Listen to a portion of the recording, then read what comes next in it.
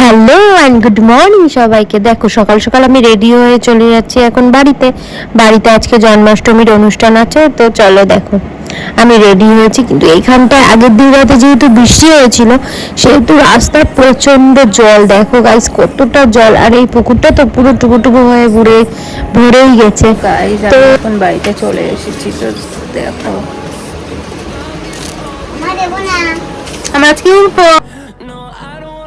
আর এখানে আমার ছেলে বলছে কি যে দেখো মা দেবো না তোমাকে, কিন্তু আমি দেবো না, কারণ আমি যাই খায় আমাকে দিয়েই খায় আর আমি খেয়ে নিই ওর কাছ থেকে।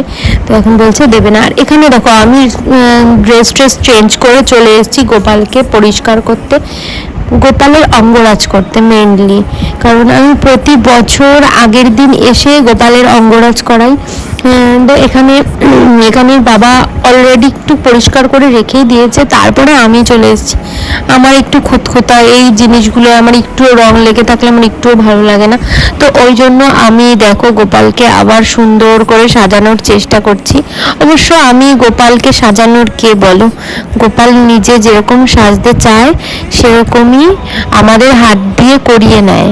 দেখো গাইজ তোমাদের গোপালের অঙ্গরাজটা কেমন হয়েছে প্লিজ আমাকে কমেন্ট করে জানিও যে তোমাদের অঙ্গরাজটা কেমন হয়েছে। আর চোখগুলো দেখেছো গাইজ, আমি অনেক দিন ধরে চেষ্টা করে যাচ্ছি যে আমি একটা মানে রিয়েলিস্টিক লুক দেবো, রিয়েলিস্টিক চোখটা অনেক দিন ধরে চেষ্টা করছি, তো আলটিমেট আমার মনে স্যাটিসফ্যাকশন হয়েছে যে হ্যাঁ আমি পেরেছি। আর এখানে দেখো আমি গোপালের জন্য, যেহেতু রাত্রেই অভিষেক হবে ওই জন্য গোপালের জন্য একটু তালের বড়া আর মালপোয়া বানিয়ে নিচ্ছিলাম রাতে, তো আবার সকালেও করতে হবে তালের বড়া মালপোয়া, তো একটুখানি জাস্ট গোপালকে এখন স্নান করিয়েই ভোগ দেবে, মানে অভিষেক করেই ভোগ দেবে, ওই জন্য আমি একটুখানি করে রাখছিলাম তালের বড়া। এখন তালের বড়া করছি, আর এখানে রোদটা দেখেছো পুরো আমার মুখের মধ্যে চলে এসছে রোদটা। আর আমি একটা কথাই ভাবছিলাম ফার্স্ট, যে এখানে এত রোদ পুরো আমার চোখটার মধ্যে আসছে আর আমি কিছু দেখতে পাচ্ছিলাম না। তো আর রাতে হবে অভিষেক, মানে রাতে ওই ফলের রস করে জল ঢালতে হবে, আর ওই আর কি। আর এই পুরো জন্মাষ্টমীর ভিডিও আর ব্লগগুলো তো একবারে দেওয়া সম্ভব না, তাই আমি পার্ট 1 পার্ট 2 করে দেবো। এটা থাকবে পার্ট 1-এর ভিডিও, তো পার্ট 2-এর ভিডিওটা আমি আবার এডিট করে উঠে তারপরে আবার দেবো। তো দেখো এখানে আমি বড়াগুলো ছেড়ে দিচ্ছিলাম, আর বড়াগুলো না সত্যি এরকম বড় করে ফুলে উঠছিল। আমি করে ফেললাম যে এখন থাক কয়েকটা করে রাখি, আর ভোরবেলা উঠে তো সব গোপালকে অনেক রকম ভোগ রান্না করে দেবো, সবই ভিডিও হবে। এই দেখো গাইজ তোমরা দেখো।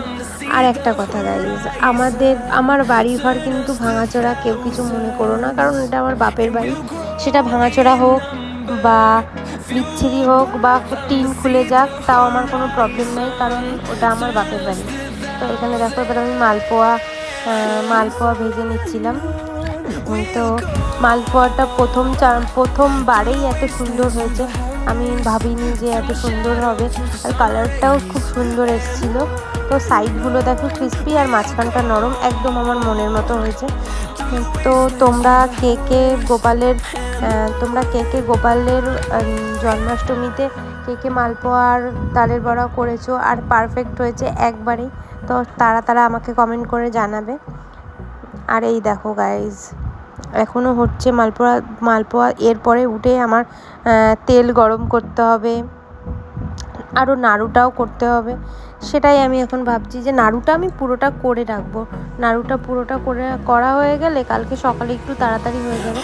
এখানে দেখো নাড়ুটা বসিয়ে দিয়েছি গ্যাসে, আমি নাড়িয়েই যাচ্ছি কিন্তু কিছুতেই পাক আসছে না, তো একটু তো সময় লাগবে না, নাড়ু করতে তো একটু সময় লাগবেই। তো দেখতে থাকো তোমরা। আর একটা কথা, তোমরা কিন্তু কেউ আমার চ্যানেলটা সাবস্ক্রাইব করছো না, আর আমার ব্লগটা যদি ভালো লেগে থাকে তাহলে কেউ আমাকে একটা লাইকও করছো না। ব্লগগুলোতে কেন বলো তো তোমরা লাইক করো না, এরপরে কিন্তু আমি আর ব্লগ দেবো না। তোমাদের কার আমার ব্লগটা দেখতে ভালো লাগছে সবাই আমাকে একটু কমেন্ট করে জানাও তো ফটাফট। তো এখানে দেখো আমি ওই নাড়ুটার এখনো পাক আসেনি। আর তোমরা বলো তো গাইজ আমাদের গোপাল কোথায়? আসলে কিন্তু গোপাল নেই, তোমরা বলো কোথায় আছে গোপাল? বলো বলো, শিগগিরই বলো।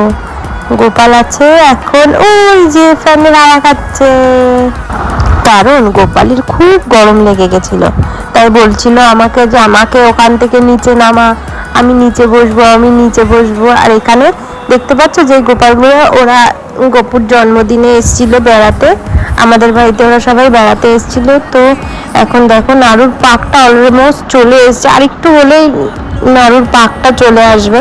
আর ওখানে আরো আর কিছু করব না, শুধু নাড়ু আর তালের বড়া আর মালপোয়াই করব এখন। আর পঞ্চব্যঞ্জন সব সকালবেলায় রাঁধতে হবে, ভোরবেলায়, নন্দ উৎসবের দিন। তো কেউ কিন্তু ভিডিওটা একদম স্ক্রিপ্ট করবে না। আর এখানে দেখো একা একা নাড়ু পাকাতে পারবো না আমি, তাই জন্য মাকে ডেকে নিলাম, বললাম মা তাড়াতাড়ি এগুলো পাক দাও, নাহলে এগুলো ঝুরঝুরে হয়ে যাবে আর তখন আর পাক আসবে না। তো এখানে দেখো আমি নাড়ুর পাক দিয়ে নিচ্ছিলাম। আর একটা কথা, আমি না আমি আমি প্রত্যেকবারই নাড়ু বানাই, প্রত্যেকবার একটু না কালো কালো হয়ে যায়, এবারে নাড়ুগুলো না একদম আমার মনের মতো হয়েছে। আমি অল্প আঁচ দিয়ে ধিমিয়ে ধিমিয়ে করেছি বলে আমার গুড়ের নাড়ুগুলো হলেও না কালো কালো হয়ে যায়, কিন্তু এবার আমার সেই কালো কালোটা হয়নি, সেজন্য আমার খুব ভালো লাগছিল, মনটা একদমই আনন্দ আনন্দ লাগছিল। কারণ নাড়ু যদি কালো হয়ে যায় না, তখনই আমার আর ভালো লাগে না গাইজ।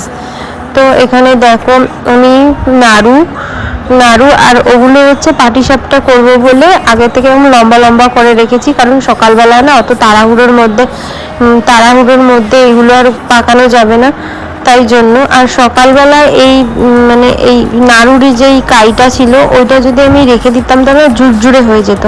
ওই দেখো আমার গপু হচ্ছে এখন হাওয়া খাচ্ছে। আর এখানে দেখো আমার বাবা চলে এসছে, বাবা এসে বলছে এখানে বাবা গোপালের মুকুটটা নিয়ে এসছে, এই মুকুটটা সেট হচ্ছে কিনা তাই বাবা নিজের হাতে এই মুকুটটা বানিয়েছে। তো তোমাদের যদি কারোর প্রয়োজন হয় এরকম গোপালের মুকুট, তাহলে আমাকে অবশ্যই কমেন্ট করতে পারো। আমি এই মুকুটটা কেমন লাগছে তোমরা একটু সবাই কমেন্ট করে জানাও। তো এখনকার মতো ব্লগটা এখানেই শেষ করছি। আর ব্লগটা একদম স্ক্রিপ্ট না করে পুরো ব্লগটা দেখবে। আর নেক্সট ব্লগে আসতে চলেছে গোপালের অভিষেক ভোগ, কিভাবে গোপালের ভোগ রান্না হলো, কিভাবে অভিষেক হলো গোপালের, পরের ভিডিওতে আসতে চলেছে। টাটা।